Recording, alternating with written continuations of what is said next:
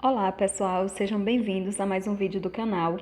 Hoje nós vamos falar sobre as funções cognitivas, como ela se desdobra e todas as suas características para que você possa estar compreendendo melhor do que se trata e principalmente como funciona na nossa parte cerebral, na nossa parte mental, ok? Então as funções cognitivas são as habilidades mentais que o ser humano possui, que está relacionada com a aquisição e manutenção do conhecimento, fortalecendo o intelecto. Também nós vamos ter essa situação relacionada ao raciocínio e a toda essa região que é imprescindível à comunicação, ao conhecimento, a manutenção do mesmo e a propagação também, tá certo? Então a fórmula, ela é formada pela percepção, memória, linguagem, atenção e funções executivas. Nós vamos ver detalhadamente cada uma dessas funções, cada um desses tópicos que eu acabei de falar para vocês. Iniciando com a percepção, do que se trata a percepção? Então, nós vamos ter na percepção, ela vai estar totalmente relacionada com os sentidos físicos, né?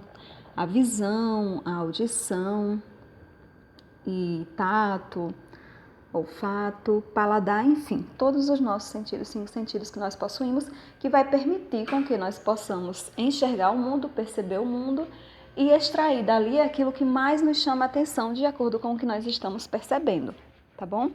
Na sequência, nós vamos ter a questão da memória. A memória, ela vai estar relacionada, né, com tudo que nós podemos armazenar de conhecimento que nós adquirimos na nossa vida, ou do que nós observamos, e principalmente no resgate desse conhecimento, tempo mais tarde, quando nós precisarmos aplicar em uma nova situação da vida que se apresentar algum problema em que vai ser preciso recorrer aos velhos conhecimentos, ao que está guardado em nossa memória, para que possamos estar, assim, resolvendo os nossos problemas através do conhecimento já adquirido.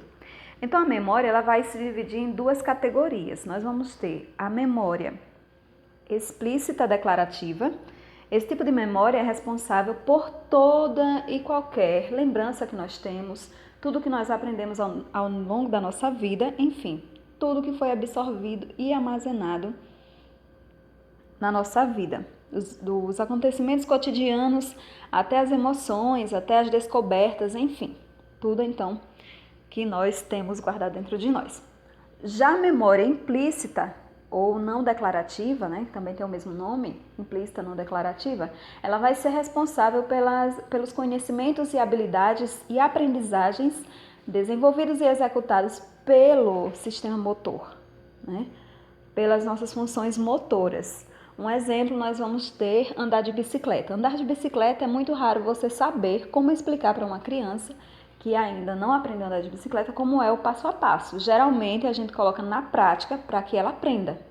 Então, essa memória não declarativa, implícita, ela vai estar na aprendizagem que você obtém na prática, tá bom? E também são memórias que demoram muito para se concretizar. Você sabe que esse exemplo de aprender a andar de bicicleta não é algo que se aprende em uma hora para outra, né? De uma hora para outra, mas que demora, que tem todo um processamento e essas memórias vão ser para o resto da vida, né? Então ela tem uma longa duração. Ela não vai se dissolver com o passar do tempo, é mais difícil de ser esquecida. Então, basicamente, é isso que está relacionado à memória.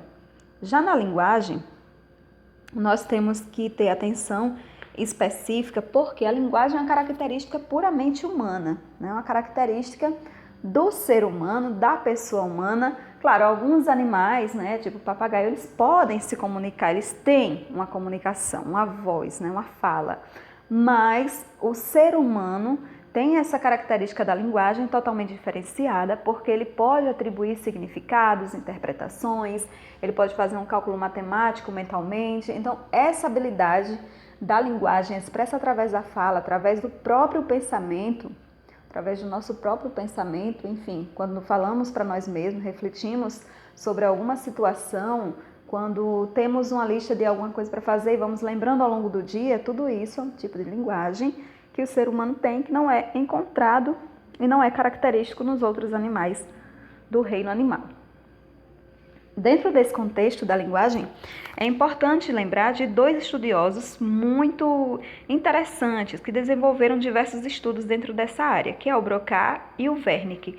Broca e Wernicke, inclusive áreas do nosso cérebro estão justamente relacionadas e tem justamente esses dois nomes, né, que são a região do córtex frontal. Essa região, o córtex frontal superior e o inferior, um tem o nome de Broca, área de Broca, e o outro, área de Wernicke, todos dois, de Wernicke, todos dois relacionados à linguagem. Eles desenvolveram diversos estudos observando pessoas que tinham lesões cerebrais e ao observar essas pessoas que tinham essas lesões, eles faziam seus estudos em cima disso, observando qual parte que tinha sido lesionada e o que acarretou na linguagem a partir do momento que essa pessoa teve essa área lesionada. Outra questão importante, nós vamos falar também, que não pode ser esquecida ainda dentro dessa área da linguagem, é que nas pessoas que são destras, a área da linguagem ela vai estar no lado esquerdo do cérebro, no hemisfério esquerdo do cérebro, e as pessoas que não são destras, elas vão ter a área direita, como a área da linguagem. Porque sempre há essa troca, Essa troca. Nosso lado direito do corpo corresponde ao lado esquerdo do cérebro, enquanto o nosso lado esquerdo do corpo corresponde ao lado direito do cérebro, tá bom? Seguindo aí, sobre as funções cognitivas e seus aspectos fundamentais, nós vamos ter também a atenção. A atenção, é claro, é impossível obter o conhecimento, é impossível você realmente aprender, desenvolver o seu processo cognitivo sem você determinar a devida atenção para o que você está aprendendo, para o que você está estudando, para o que você está vivendo.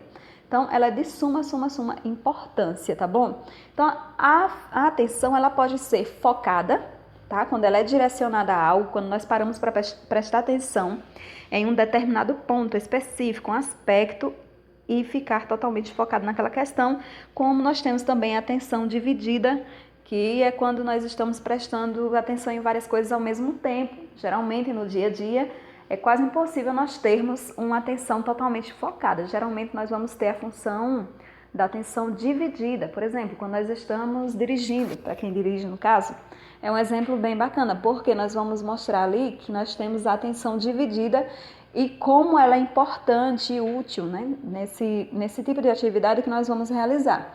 Enquanto a pessoa está na direção, com a mão na direção, está dirigindo, pé na embreagem, ela tem que estar prestando atenção nos pedestres que estão passando na rua, ela tem que estar prestando atenção também nos semáforos, nos sinais e tudo mais, não é isso?